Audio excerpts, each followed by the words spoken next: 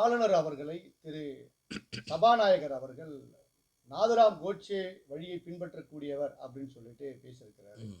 So ஆளுநர் வந்து அந்த அவையிலிருந்து வெளியேறியிருக்கிறார். ம். இது குறித்து உங்களுடைய கருத்து என்ன? இதில் முக்கியமான ஒரு விஷயம், ஆளுநர் நேற்று வெளியே போக சொல்ல எல்லாரும் கையை கட்டிக்கிட்டு இருந்தாங்க பார்த்தீங்களா? ஆளுநர் வெளியே போக சொல்ல போன வாட்டி இதே ஆளுநர் மீட்டிங்கில் ஒருத்தர் கையை நீட்டி போயா அப்படின்னாரு. அவர் இன்னைக்கு எங்கே இருக்காருன்னு தெரியல. அது ஆனால் அந்த சூழ்நிலை உருவாகிடக்கூடாதுன்னு என்னான்னு தெரியல. எல்லாரும் வந்து பேய் அறிஞ்ச மாதிரி கம்முன்னு இருந்தாங்க, கையெல்லாம் கட்டிக்கிட்டு இருந்தாங்க. அது ஒரு ச ரசிக்கக்கூடியதாக இருந்தது.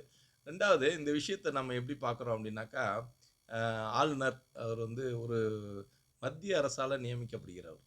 அப்போது ஒரு மத்திய அரசோட நிகழ்ச்சி போல தான் அது. நீங்கள் என்னதான் மாநிலத்துடைய நிர்வாகம் வந்து ஒரு அறிக்கையை படிக்க சொல்லி, ஆண்டறிக்கை படிக்க சொல்லி நீங்கள் கொடுக்குறீங்க அப்படின்னா கூட, அது வந்து அவருடைய எல்லா இடத்துலையும் ஜனாதிபதி வர முடியாது. அதனால் அங்கே ஆளுநர்களை நியமிக்கிறாங்க. அந்த ஆளுநர் அந்த உரையை வந்து வாசிக்கணும்னு சொல்ல, அவர் வந்து நேஷனல் ஆந்தம் பாட சொல்கிறாரு. இதில் வந்து தவறு எதுவும் கிடையாது இல்லையா? சரி, நீங்கள் உங்களுடைய விருப்பத்துக்கு பிரகாரம் எங்களுடைய மரபு நாங்கள் இப்படி தான் வச்சுருக்கோம். ஆனால் ஆரம்ப காலத்தில் இப்படி தான் இருந்திருக்கு. காமராஜர் காலத்திலலாம் வந்து நேஷனல் ஆந்தம் பாடிட்டதுக்கப்புறம் அதுக்கப்புறமாகத்தான் வந்து இது நடக்கும். அதுக்கப்புறம் திரும்பவும் நேஷனல் ஆந்தம் பாடியிருக்காங்க. இப்போ வந்து நீங்கள் வந்து திராவிட ஆட்சி வந்ததுக்கப்புறம் நீங்கள் வந்து மாற்றிருக்கீங்க. சரி, ஓகே, உங்களுடைய மரபாகவே இருக்கட்டும். அதையே அவர் வந்து மீன் பண்ணி படிக்காமல் போலியே. நீங்கள் கொடுத்துருக்கக்கூடிய அந்த தகவல்கள், நீங்கள் படிக்க வேண்டிய சட்டமன்றத்தில் படிக்க வேண்டிய அந்த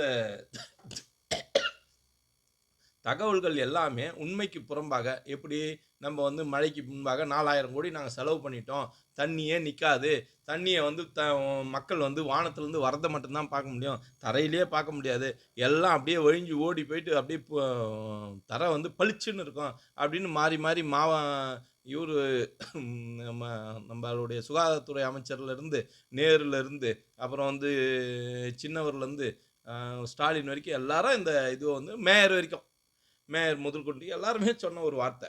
அப்போது அந்த மாதிரியான விஷயங்கள்லாம் வந்து நாங்கள் பண்ணோம், போனோம், வந்தோம் அப்படின்னதுக்கு இல்லாமல், ரெண்டாவது வந்து நாதுராம் கோட்சே அப்படின்றவருடைய பெயரை சுட்டி காட்டி அதோட வாரிசுன்னு சொல்கிறது எந்த விதத்தில் நியாயம்னு எனக்கு தெரியல. ஒரு கவர்னரை வந்து அவர் நல்லவரா கெட்டவரா, நாதுராம் கோட்சே நல்லவரா கெட்டவரான்றதை தூக்கி தூரம் வச்சுடுவோம். அது நம்ம சித்தாந்த ரீதியிலான சில விஷயங்கள். ஆனால் ஒருத்தரோட ஒருத்தர் நீங்கள் வந்து சம்மந்தப்படுத்தி ஒரு பேசுறதுன்றதே வந்து அது மட்டும் மரபுக்கு சார்ந்த விஷயமா சொல்லுங்க பார்க்கலாம். ஒரு கவர்னரை இந்த வாரிசுக்கு நீங்கள் அப்படின்றது ஒரு சபாநாயகர், நீங்கள் வந்து சபை நாயக்கர், நீங்கள் எப்படி இருக்கணும்? பொதுவாக இருக்கணும். அவங்களுக்கும் இல்லாமல் இவங்களுக்கும் இல்லாமல் ஒரு தராசினுடைய முள் போல இருக்கணும். ஆனால் நீங்கள் பேசுறது திராவிடத்தினுடைய அடிவருடியாக நீங்கள் எப்படி பேச முடியுது சொல்லுங்க பார்க்கலாம். இது வந்து கூலிக்கு மாரடைக்கிறதுன்னு சொல்லுவாங்க. எங்கள் சைட்லலாம் வந்து கூலிக்கு மாரடைக்கிறது அப்படின்னு ஒரு பழமொழி இருக்குது. அந்த மாதிரி நடந்துக்கிறீங்க.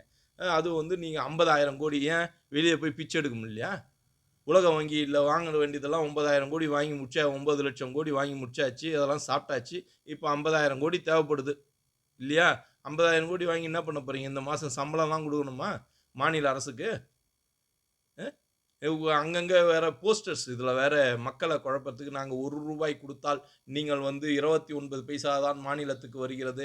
அப்போ மீதியெல்லாம் யார் செய்கிறாங்க? ரேஷனில் தனிநபருக்கு 5 கிலோ அரிசி அடுத்த 2029 வரைக்கும் அறிவிக்கப்பட்டிருக்கு. உள்கட்டமைப்பு வசதிகள், இராணுவம், பாதுகாப்பு, மருத்துவம், கல்வி, இப்படி எல்லா வகையிலையும் மத்திய அரசு கொடுத்துட்ருக்குது. எந்த பணத்துலேருந்து கொடுப்பாங்க? அங்கன்னா வானத்துலேருந்து குதிக்குமா?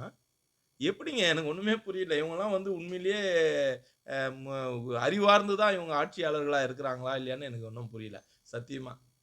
இது வந்து முழுக்க முழுக்க வந்து இவருடைய கையாலாகாத தனத்தை அடுத்தவர் மீது திணித்து, இவங்களால் வந்து கையாலாகாத தனத்தை மறைப்பதற்கு, இவருடைய நிர்வாகத்திறனற்ற ஆட்சியை மறைப்பதற்கு இந்த கிளாம்பாக்கம் பேருந்து நிலையமே ஒரு சாட்சி. எவ்வளோ ஒரு மோசமாக அந்த இடத்த வந்து மக்களுக்கு வந்து கொடுக்க முடியுமோ அவ்வளோ மோசமாக கொடுத்துருக்கீங்க இல்லை?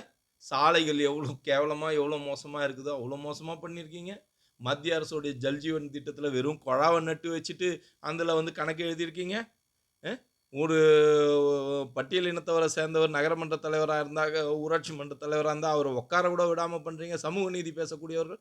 நீங்க வந்து இதையெல்லாம் பத்தி பேசுறது வந்து உங்களுக்கு அருகதை கிடையாது. உங்க சபையில வந்து அந்த ஆளுநர் பேசுறதே வந்து அ ம தவறுன்னு தான் நான் நினைக்கிறேன். கலைக்கப்பட வேண்டிய ஆட்சி.